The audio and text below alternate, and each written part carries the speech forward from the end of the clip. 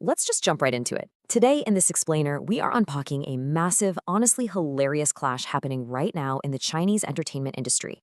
On one side, you've got hyper-viral, bite-sized internet entertainment, and on the exact opposite side, the uncompromising, highly critical world of traditional cinematic prestige. It's literally a battle for the very definition of what makes a movie good. And the contrast? Well, it's absolutely wild. Okay, we're starting off strong with the sheer absurdity of viral Chinese short dramas. I want you to hear this exact title. All doctors fail to cure CEO's anorexia until he sip a poor street chef's soup.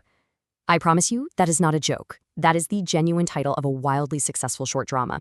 The premise is literally exactly what it sounds like. A billionaire CEO has this unique eating disorder, and boom, he's magically cured by a long-lost childhood recipe made by a street vendor, who, of course, he then immediately marries. Section 1, Viral Microdrama Madness. These bite-sized shows are completely taking over platforms like YouTube and TikTok. They defy literally every traditional rule of pacing, budget, and subtle screenwriting, but they're pulling in millions of views. So what's the secret sauce? Well, grouping these chaotic scripts by their common tropes really shows why they're so addictive. You've got the billionaire CEO with an incurable quirk, like our soup guy. You've got undercover medical miracles. You've got, and this is an absolute classic, the tear-jerking love letter found after 10 years. I mean, who doesn't love a good decade-old, long-lost love letter, right? Throw in some secret children, amnesiac mothers, evil imposters with fake birthmarks, and yes, literal scenes of extracting revenge by forcing someone to eat ghost peppers. It's pure, high-octane melodrama delivered in 3-minute chunks. To really grasp this, let's look at one specific plot. Imagine a woman who is just endlessly ridiculed by her husband and her mother-in-law. They constantly call her a useless leech of a housewife.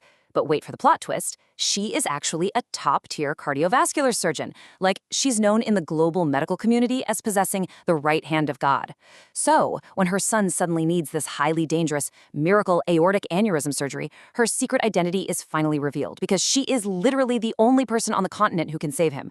It's completely ridiculous, but you just cannot look away. And the stakes in these things are just always dialed up to 11. In another one, a young pregnant woman donates her bone marrow to save a billionaire named Alexander Clark. Well, the procedure goes wrong, she loses her memory, and years later, she and her son are forced to beg on the street. And who do they end up begging in front of? The exact billionaire she saved. He initially accuses her of running a scam. I mean, the sheer coincidence of it all is just a total hallmark of the genre. So the real question here is, while millions of viewers are tuning in every single day to watch these guilty pleasures, how does the rigorous traditional Chinese film industry push back? Keep in mind, this is a country with a deeply respected, artistically significant cinematic history. How do actual film critics react to this ecosystem where pure virality just completely steamrolls basic narrative logic? Which brings us to Section 2, the cinema watchdogs. Because while the internet is obsessing over undercover medical geniuses, a dedicated group of critics is fighting fiercely for artistic integrity. To understand quality control in this market, you really have to look at the Youth Film Handbook. It's a Chinese film magazine established back in 2007 by critic and director Ching Song. These guys champion grounded, prestige films. They honor real cinematic excellence and independent filmmaking. We're talking about masterpieces like A Touch of Sin and Tharlo. Essentially, they represent the absolute opposite end of the spectrum from our ghost pepper revenge microdramas. 2 years after they started the magazine, the handbook started putting out a top 10 films list to celebrate the best of the best. But that exact same year, 2009, they realized something important. Praising the good simply wasn't enough. They had to actively call out the bad. Enter the Golden Broom Awards. Section 3, the Golden Broom Awards, the handbook's ultimate weapon for industry accountability. Now, these awards aren't just some quiet review tucked in the back of a magazine. It is a highly publicized, industry-wide naming and shaming. Existing essentially as the Chinese equivalent of the Razzies, the Golden Broom Awards demand higher standards from massive studio productions. When huge budgets and massive star power result in terrible pacing, lazy writing, and poor acting, the Golden Broom is right there to sweep them into the spotlight. And these critics, they are absolutely fearless. They hand out most disappointing awards to massive A-list stars and highly influential directors, and they aren't afraid to do it multiple times either. For instance, major celebrities like actor Xia Xinyang won Most Disappointing Actor twice for films like A Simple Noodle Story. They honestly do not care how famous you are. If the art is bad, you're getting the broom. In fact, actress Yang Mi and director Guo Jingming have each suffered the embarrassment of winning a Golden Broom Award a record 3 times. Guo Jingming's visually lavish but critically panned Tiny Times franchise was a very frequent target.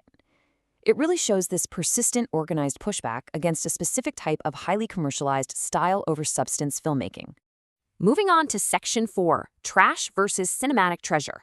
We have 2 completely different media ecosystems operating in the exact same market. Let's compare them side by side to really see what's happening.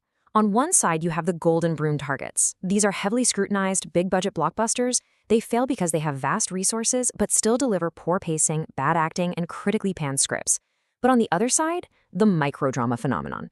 These things have basically zero budget, lightning-fast pacing. They rely on totally absurd tropes, and yet they completely bypass all critical standards to achieve pure, unadulterated virality.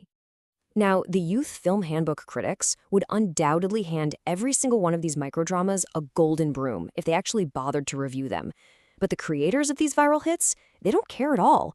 They're just following a strict 3-step psychological success formula. First, introduce an absurdly melodramatic tragedy. Second, reveal a secret billionaire or genius identity. Third, exact immediate, highly satisfying revenge.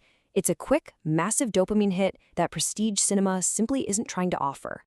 As we wrap up this explainer, I want to leave you with a bit of a provocative thought.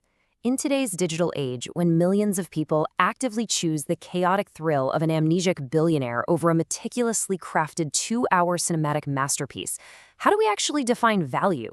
Is pure virality and instant entertainment ultimately more important than traditional cinematic quality? It's a fascinating battle for the future of media consumption. Thanks for exploring this with me, and I'll catch you in the next one.